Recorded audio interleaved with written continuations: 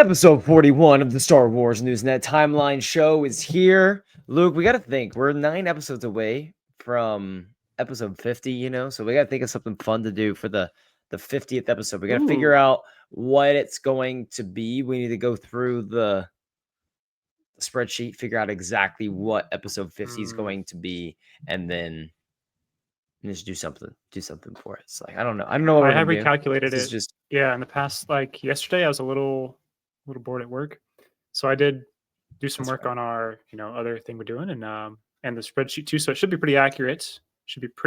So we can do that. We'll go check what 50 is going to be, and we'll see what we can do special for that. I love. So I should be thinking about what we should be doing for MegaCon, which is our publishing panel that we're doing. Yes. So I'm excited about that.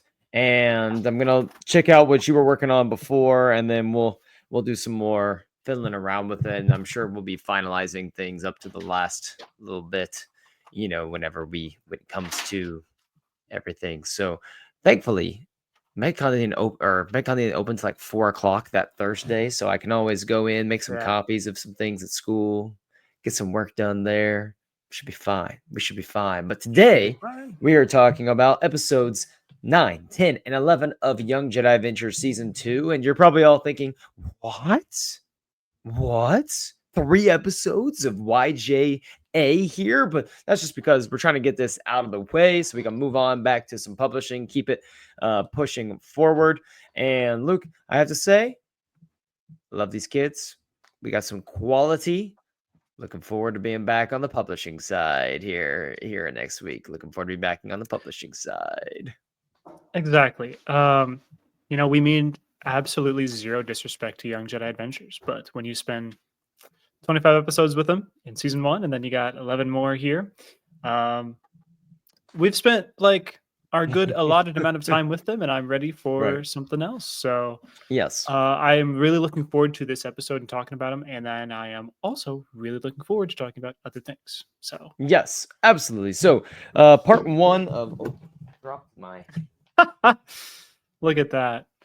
I dropped my fidget, so I had to go pick it up on the floor. And a fellow fidgeter. Yeah, I got stuff. It's actually not really a fidget. They're just some extra hair ties lying around, so they're actually not fidgets.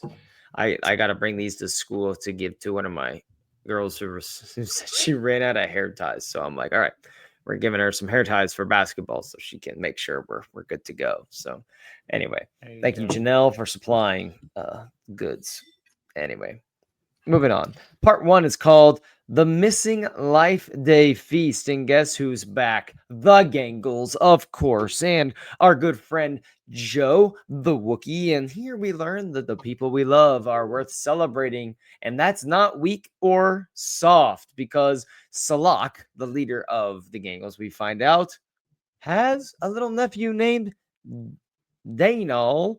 And Daynal, he's a bit of a softie. He's a good kid, and she's trying to corrupt him with her pirate ways. And they battle the Wookiees out on Kashyyyk on a day of Life Day when they're trying to cut down the Life Day tree. Luke, how do we feel about getting to know young Daynal? We have another Gangles episode leading up to a big Gangles episode coming up on episode 10. But, the Gangles they're doing something here. Something's brewing with the Gangles.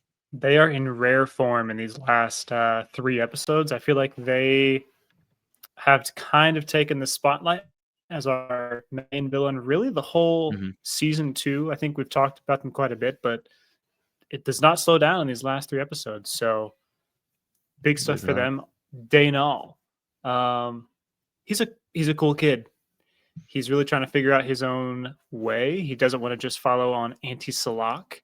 And we like that because Salak sucks.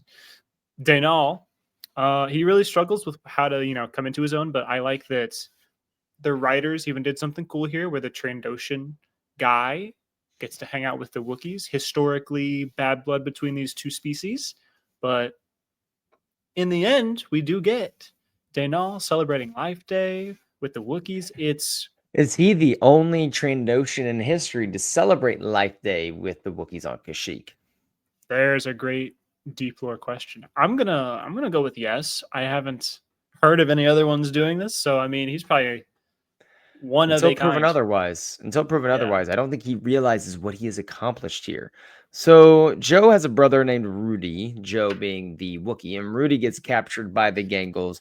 And Danal, lets all the Jedi and the Gangle, or Jedi and Rudy and the Wookiees escape so they can help stop Salak from cutting down the Life Day tree, which was really nice. But I did think it was funny whenever Tylus and Nubs discover that Danal is the nephew to Salak, and Liz goes, Salak is your aunt? And like, just was shocked that Salak had family, and not that she really loves her family very much, it seems, as she's very quick to cut them off and dismiss them.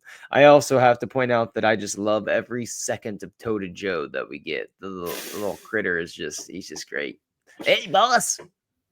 He's He's just like a pirate Babu Frick character. yes, that he exactly is. And I like he's such a henchman, like perfectly in his role of like, yeah, you got it, boss. I'm gonna go get him. Yeah, like 100%. that is his trope to a T. And then Salak with her Beskar staff holding it down on Kai, going, when are you going to realize? You should know better by now. You can't beat me. And my first thought was, when have you literally ever won anything on screen? The Jedi have beaten you every single time. When have you ever done anything to make Kai believe this? And that's why obviously Kai goes, you're wrong, Salak, and defeats her. Loves it. He like proclaims this, like, you're wrong, Salak. I feel like you could have been like, it's not even that deep, Salak. You've never won anything. And just flick of the wrist, get her off you. Like, flick of the wrist. It's kind of crazy how recurring they have shown up in the series, and they, according to you, Tyler, they never do anything. They're just showing up. They try to do something. They're thwarted every time. Nothing ever goes their way. The only other big question in this episode is we should go back and do a rewatch of all of these episodes and just count how many times there is a feast, because it seems like these kids are feasting every episode. They are feasting on everything. Now they're here for the Life Day feast. We just had the feast last week with the Gamgord pies that they wanted to go. What's it called? What was it, like the holiday festival or something they were at? Dunkutu Day or something? Dunkutu Day! Way to pull that one out. That's impressive. Yes, they're at Dunkutu Day last week. We got Life Day this week. I mean, they are just raking in the holiday spirit every week. It's just a new festival. It would honestly probably be exhausting to be a youngling on to new, and your primary job is partaking in every single holiday tradition in the sector. Yeah. I mean, that would be exhausting, but I feel like for someone like you're kind of someone who likes to keep life moving pretty fast. So like, I do feel like you'd like it. You would actually enjoy that. Not if I am obligated to. I don't know. I don't want to be a part of everything. Like, do I need to get a gift for all of these occasions? Am I constantly purchasing gifts for people? Is there any holiday where I can just show up and eat the food and not have to help with anything? Because it's like, I had done Kudu Day last week. I had Kupluk Springs Dedication Day next week, and today, oh my gosh, I gotta get my Wookiee pie ready for Life Day. I mean, that seems a little bit exhausting. It does seem exhausting, but hear me out here. I think this is their reward. So many of these feasts that they don't really have to like pay for or, catch an invite for, because they show up and they help a lot of people. So they are just, that's fair. They're just wanted everywhere because they're such good people. Jedi. It's just, it's the reward of being a Jedi. Fair enough. So episode 2 is called The Lost Treasure of Tanu. And, we learn here that we are braver together. We should push through our fear, keep our mind on the greater purpose, and we got to push through our fear because Mr. Captain Blackbolt has returned. And I'm not going to lie, did not think we'd be seeing Blackbolt so soon. Didn't think it would be so soon. I thought we'd have to wait, till the next half of the season gets released, but dude got some repairs on that ship, and he was in light speed like nobody's business, and he said, I'm making my way back here right now. And he's got some little droid minions with him, little droid younglings to take on the Jedi. Yeah, those were new. He just kind of is like, guards, droids, and they're. I wrote down that they are young Jedi sized. They're like the same exact size as Kai and Jovi, who are our main characters in this one. With no lists, no nubs, but Jovi and Kai do have a really cool relationship that they've made, and that was really on display here. I liked that. The Jovi Kai relationship is great because they started off as like deep rivals, and now the rivalry is very friendly. Though, like they very much want to best the other person, but it's not rooted out of jealousy or anger or pettiness. I think there's a very friendly, like a very nice spirit between the two of them now. So that you like to see that because they make a good team, and of course, for the first time, we get a Kalia Kublop recording. And see Kalia Kublop in the, I guess, kind of in the flesh almost, as close as we can, and then we're going to find the secret Kublop base called Tanglevine Base, and these Tanglevine snakes, essentially they're like snakes, very long, slithery snakes with little, what'd you call that on there? Like little fins on their backs, something like that. They're pretty cool looking creatures. I wouldn't want no part of those. I would have been like Jovi and been absolutely scared out of my mind if one of those slithered over my way.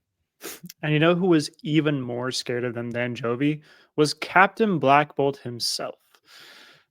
Kind of love that. Yes. He's inorganic. He is a robot. I don't think if a snake bit him that he'd bleed to death or be poisoned, but to each his own, okay? Like, I can agree with you. Me personally, he's so afraid. I'm not trying to mess with snakes. He was a bit too much of a caricature this episode. Like the first episode, I was genuinely frightened. I'm like, for the kids about this Captain Black Bolt. This episode, I'm like, this dude's a clown. Yeah. Come on now. So I thought they made him out to be a little too scared of the snakes, but it was all about contrasting Jovi overcoming their fear and all of that. So Captain Black Bolt was afraid. Also, Jovi having an orange lightsaber, but I don't think we ever discussed this. I don't know why. It just feels right that they have an orange lightsaber. I don't know why it is. And obviously, like Liz has her purple one, but she has the purple hair, so it like goes well and it just makes sense there. But there's no real reason that Jovi has an orange lightsaber. There's no real, there's not like a color palette there that exists where you're like, okay, that makes sense. But just on a vibes level, it just feels right. I think it's yellow. It looked orange when I'm watching. The orange on my screen says that it's yellow. Wikipedia can kick rocks. Sometimes I watched the episode. It looked orange to me. Hold on, Jovi lightsaber. I was gonna say I just did. Hold on, images. Okay, how about you check it out here? What are we seeing? Okay, kind of looks yellow. It kind of looks yellow. I'm not gonna fight you too hard on that. I'd love for it to be orange, and I think those two colors are pretty similar. This is also coming from someone. It looks kind of orange too. I don't know. It's a tweet. Like I don't know. This in that first image, I see it looks yellow, like from the earlier season. This one, from the one I'm looking at for the latest episode, it looks more orange, but the one before it looked yellow. Like I don't know. I think it looks orange to me on my screen, and I watched it 20 minutes ago. That's fair. I like that. I like that it's not a standard blue or green. Okay, I do like that. We can agree that it's not. Take a stand. Orange or yellow? What did you see? Take a stand. I'm saying it's yellow, and that's from someone whose favorite color is orange. But probably is. Oh, so you're just a orange snob. Like it has to be. It is off the shade that I am looking for by 0.10% color, whatever. So therefore, it must be yellow. Well, as of this date, we've also had Ahsoka, the series, drop, and those were orange lightsabers in that show. In Young Jedi Adventures episode for Baylan Skoll and Shin for Baylan and Shin, they don't even look orange. I'm sorry, they look orange red. Like they look more red than orange most of the time. I don't know what. I'm sorry, they do. They look closer to red than orange. You cannot convince me of otherwise. I'm trying to find orange. I mean, like that might this be is true, but they yellow. could still be orange. This is yellow. Like this right here is yellow. That's not what her saber looked like. And I'm telling you. is not. This is orange, and this is not what that looked like either. That's what it looked like. That's what No. it looked like. Look, that's not what Balin and Shin's lightsabers looking like. I'm telling you that right now. Okay. Would you ever ride a Dunnel? I think I would. I would ride a You would Dunnel. ride a Dunnel? You ride Dunnel? Yeah, they look biddable. They look trainable. They look safe. I've not seen any bad Dunnel scenes in this show. I'd ride a Dunnel till No, you haven't off seen into the any sunset. injuries of people on Dunnels, nothing like that. It seems like a safe, free, carefree joyride. Absolutely. Yes. I'm hopping on. Okay, so you're locked in. You're locked in. Locked in. Do we think Captain Black Bolt will return again at some point? I'm thinking so. I have no idea what capacity he's going to come back to. Yeah, I was going to say that I haven't like locked him up or disassembled him or anything. Like he's a little wet, and that showed at the end of the episode that he's like a little skitsy with a little damaged. So I think he's coming back. Maybe a Gangle Black Bolt team up to take over Kublop Springs as their new headquarters. I think that'd be really cool. I'm here for Somehow it. Master Zeo be gone. So part 1 of episode 10 is the Wild Ackler. And basically we learned don't take creatures out of their natural habitat and don't trust Chris Bosch. That's what we do. He does look like Chris Bosch. Like anytime I see he looks like Chris Bosch, I'm telling you. So Draven Bosch, the noted collector, thief, hustler, swindler, he, I sniffed this out right away as soon as we saw he's collecting a bounty for someone after a rare artifact, this rare creature, the blue Ackler. Anson, our bounty hunter friend, he's after the blue Ackler. I knew instantaneously when he would not reveal it. I'm like, oh boy, it's freaking. I couldn't remember his name Draven though. I knew it was Bosch, and I just kept thinking it's Chris Bosch. I was like Chris Bosch, that guy, the bastard. Oh my goodness. But no, you're better than I couldn't remember. I was thinking if it might have been like a Raxlow thing, but Raxlow's not the type of guy to like acquire animals like that. It's definitely a Bosch thing. So you got me there. Once they kept saying how rare it was, I was like, it's Bosch. It's Bosch. I could remember Draven. That makes a ton of sense. I thought it was Chris Bosch because that's what I always call him, is Chris Bosch. But I just was so sad. Liz always wanted to help the creatures, and now she's helping capture one and put it in a cage. I feel like she's gonna have some trauma from this for a little while at some point. Like she's gonna have a hard time forgiving herself for this. Yeah, I would think so too, because she is so incredibly pro animal rights. So for her to aid someone to like chain one up and mistreat an animal, yeah, she'd be pretty torn up about that. I think she's going to be trying to recover from this. You know who Liz would love? Who's that? Newt Scamander from the Wizarding World universe. Who she would love, the guy with Fantastic Beasts. There we go. Yeah, that's from Fantastic Beasts and Where to Find Them. Yeah, they would get along. They would get along well. Talk about Fantastic Beasts. I think they would. That series had no idea what it wanted to do. This is absolutely insane. First movie, this is a good movie. We're just on this little journey. We have Grindelwald's thugs, and it felt almost like the Indiana Jones equivalent of a Wizarding World movie, and I'm like, all right, we're going somewhere. And then the second one, they said, ditch the vibrant color and big time color palette. We're gonna go to dark. We're gonna go to grayscale. We're going to tell this gritty story, and we're really gonna dive into World War II Wizard Grindelwald versus the Wizard World, because we're going to go away from this. And then they made that the main theme, and then they went even darker and even more darkness and less color in the third one. And that movie sucked. Like they all sucked. The second one was terrible. The third one was just existed. And it's not sorry, it's like I'm not saying Jude Law. Jude Law is not his fault. He didn't have much to work with in general, and they just botched that whole operation because those movies should have been like the Indiana Jones of the Wizarding World. Just make it these fun animal type adventures. And Grindelwald's thugs are just like the Nazis in Indiana Jones, where World War II is like going on and these things are happening, but that's not the point of the movie. They're just the thugs that Indy beats up along the way. Like his, Nazis, Grindelwald's Nazis should have been just people Newt and them fought along the way to get what they wanted. Instead, we turned into this wizard civil war out of nowhere. And then I'm sorry, but the director I'm just not a fan of that director because he did the last two Harry Potter movies as well. And I'm not saying the last two Harry Potter movies are like bad or anything. I think they're really solid. For the most part, I really like them, but they're for like a really dark, like gritty, there's a lot of gray in there. There's not a lot of color, and that represents the tone of those movies, like what they're supposed to be.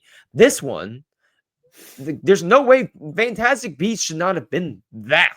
It should have we should have stayed away from that completely and gone more into just these fun, little adventures and done something like that. Anyway, I'm so mad That's about a good point. You know what is more colorful than the last two Fantastic Beast movies? Young Jedi Adventures, season 2, episodes. Yes, Tanu is. So, what do you think about Anson Strong being back again? This is the first time we've seen him in season 2. I like the guy. I think he grew. He definitely grew from this episode. He learned to question, who are you working for? You need to question the ethics of your job, of what you're doing, of what you do with your life, what you do with your time. Right. So I like that. It's a good lesson that the kids that are watching this might not get the first time around, but I feel like as they go on and they grow, that can stick with you. And so when they become teenager and adult, they're like, I've actually been hearing about this, ethics thing of like, it's been with me this whole time, but I just didn't know what it was. So like, it's not something that a kid's really going to like think about doing their homework or, in elementary school, but like, it's there. It's good. It's going to grow in their mind. Yeah, for sure. And honestly, like I thought this was a good one. This wasn't my favorite one, but it was a solid one. The next one was pretty solid. We're back on Batu, which was fun. This is Lys's lost lightsaber. And anytime a Jedi loses their lightsaber in Star Wars, I don't know, it just makes for a good episode. Like there's just something about the art of the episode of them finding their lightsaber again that just it makes for a good episode. And we learned to stand up to bullies, and that bravery comes from within. Master Dro is back at the beginning. We're back with Padawan Celesta. We are meeting some new characters like Sadie. It was a good time. Yeah, I feel like we might have already known these, but I didn't pick up on them the first time they were said. But we got like Master Dro's first name and Celesta's last name. So it was like Carver Dro and Celesta Kami. And those things really don't matter to the story. But I live in the details. I love learning those little things. And yeah, you saying that an episode that deals with trying to find a Jedi's lost lightsaber, it happens in Attack of the Clones. That's a thing for Anakin. It happens to Ahsoka in the Clone Wars, and we get Terrace Nube leading a mission, and now we get it with Lys. So it always produces like really good character growth. Lys, this weapon is your life. I wish we could have got that line too, actually. Like Celeste just goes up, Lys, like, Adventures. This weapon, or Kai goes on, Lys, you know what Yoda said. This weapon is your life. I wish we would have got that. Would have died. Would have screamed. Or it could have been Nub saying it.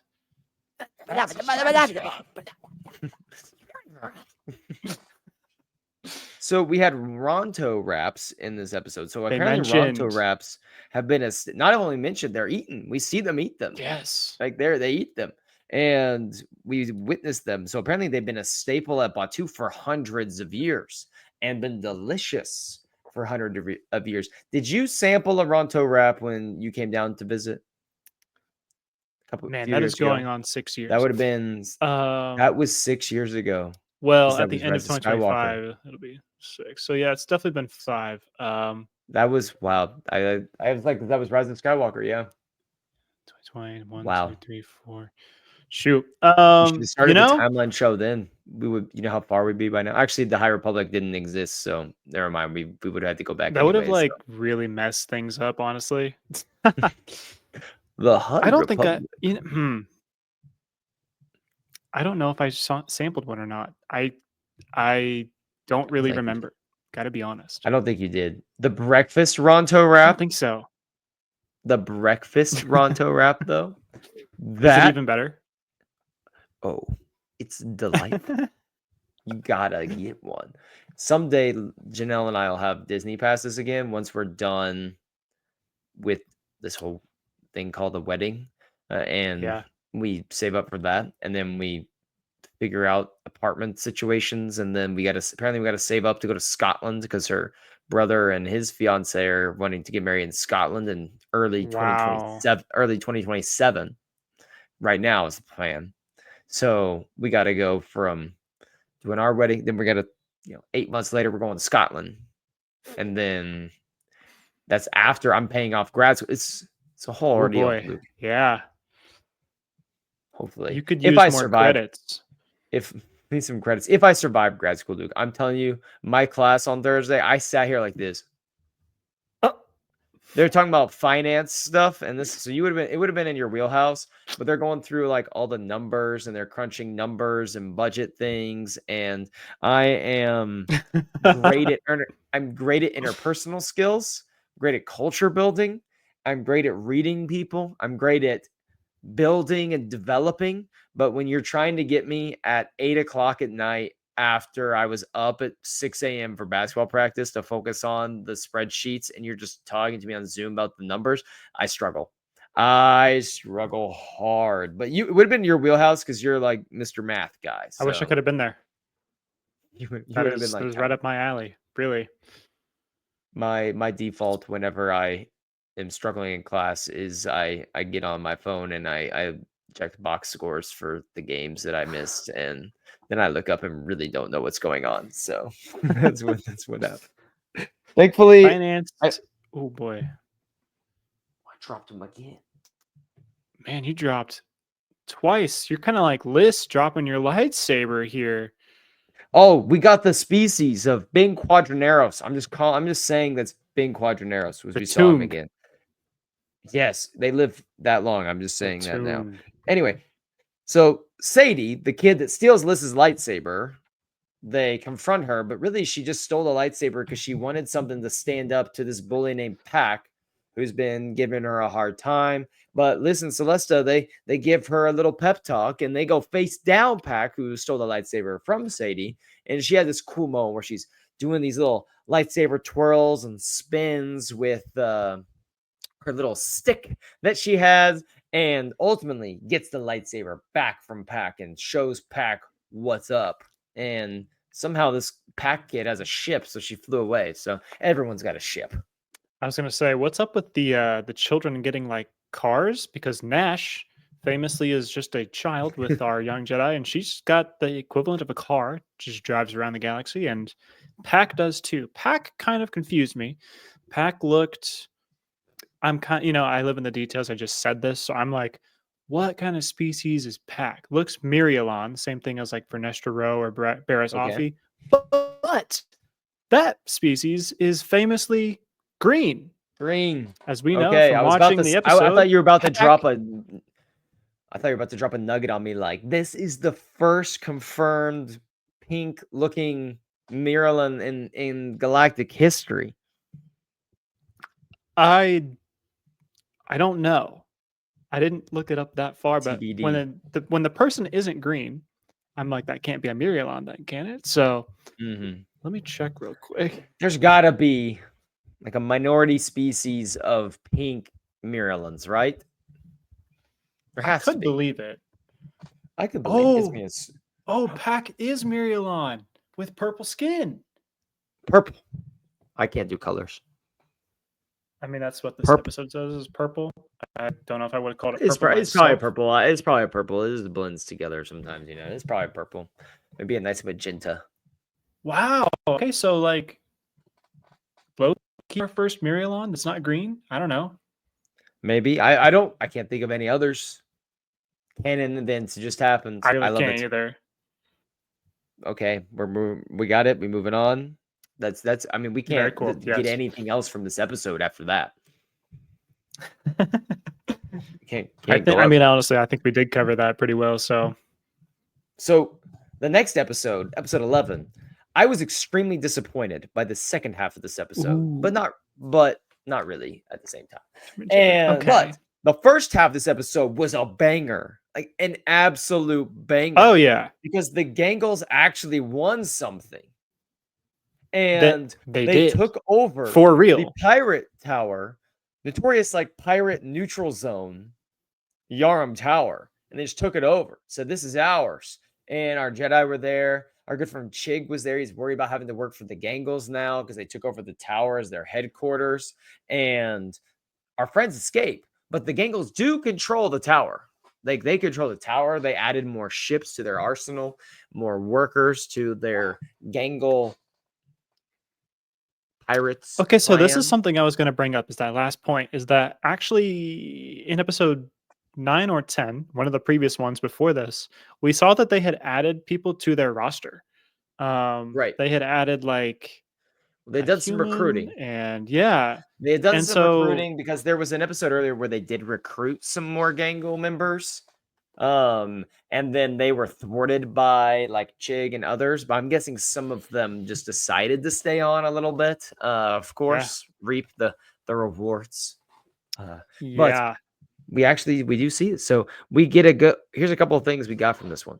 You know, our buddy Chig, big buddy Chig, but we got a shot underneath Tabor's helmet of Cyrus and him saying Tabor lines, but getting the Cyrus voice. We've never gotten that before with the underneath the helmet, so to speak, shots of him. So that was interesting. We also got Tabor's ship, the blaster fire from his ship. I don't know if they changed the sound from the blasters of his ship, but they were extremely satisfying, and they were just kind of that classic, almost X-wing type blaster fire that you might get. That I don't know. It was sometimes different pew pews sound different. Like the different pew pews, they sound very different. This one had the very satisfying sound that felt like classic Star Wars movie. Could be absolutely nothing, but it could be something. No, see, that's man. I just feel like Star Wars does this so well. Like they will, what is they called? Skywalker sound. They care so much about what everything sounds like. Like no two blaster makes sound the same, and like all these different starfighters from all these different eras sound different, and the blasters on them sound different. I love that, you know, Young Jedi Adventures doesn't escape this. Like it's held to a standard of like, no, we're going to care about this too. We're going to give you special sound. We're going to give you all this cool stuff. So I like that, you know, Lucasfilm is still going hard with this show. It's not something that they swept under the rug. They still care. You still get really cool stuff. Cool sounds. Love it.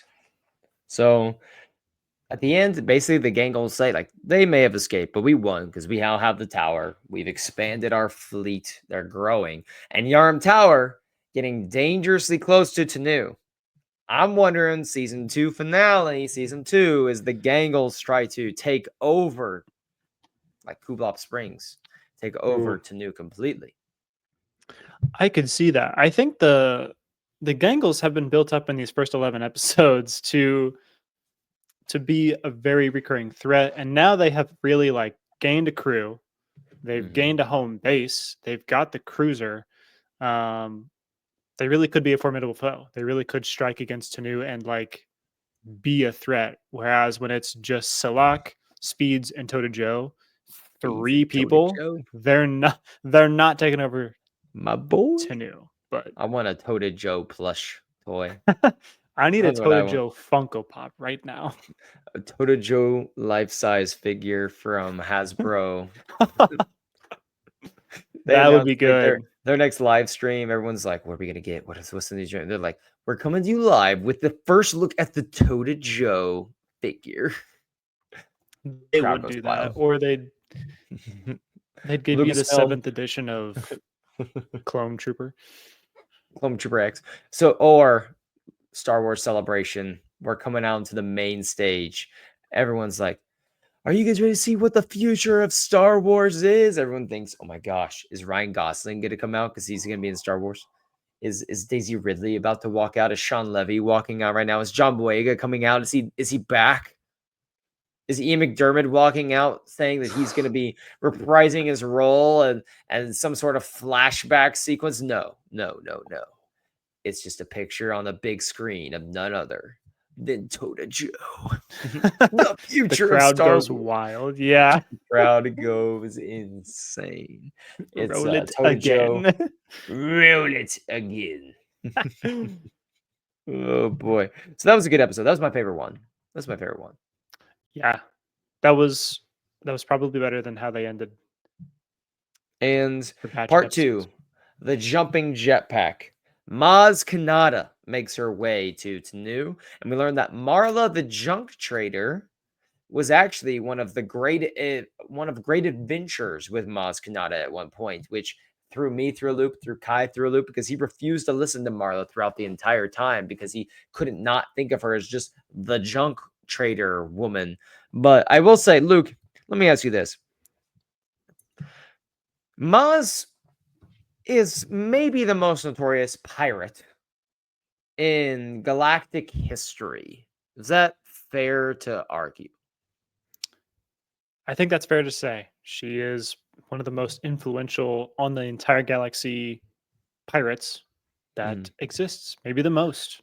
And Kai knows her as just the great adventurer, which she certainly is a great adventurer, but is that really what we're going to say she's known as?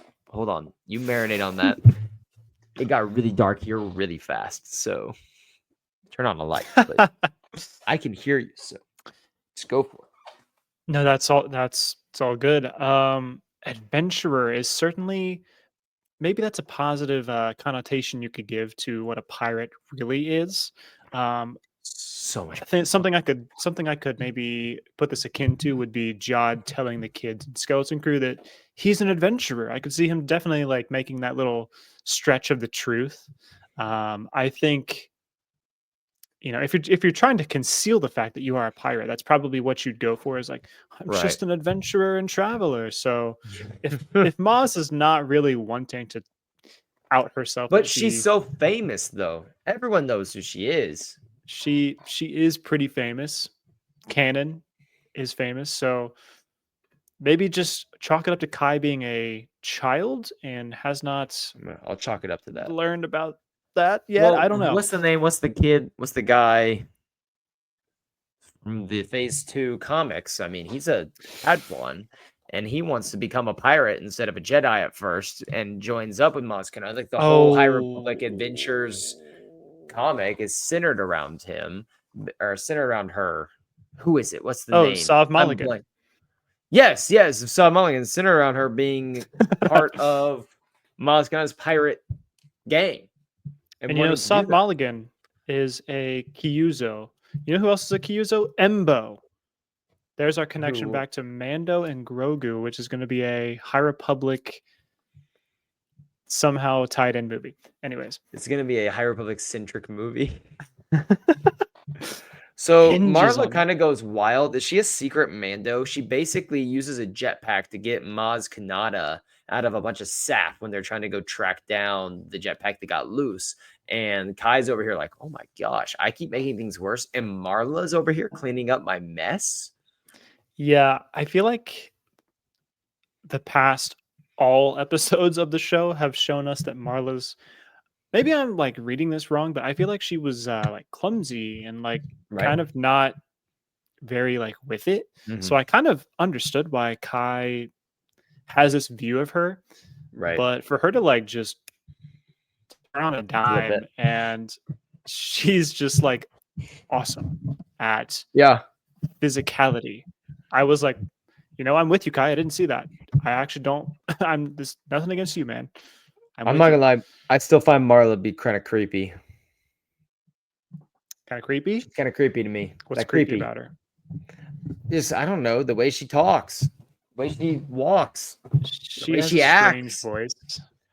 She's sitting there going, "Hey, Kai. It's okay, Kai. Let's go for a walk. Come into my junk shop, Kai." I don't know. We don't know how she old had she a is.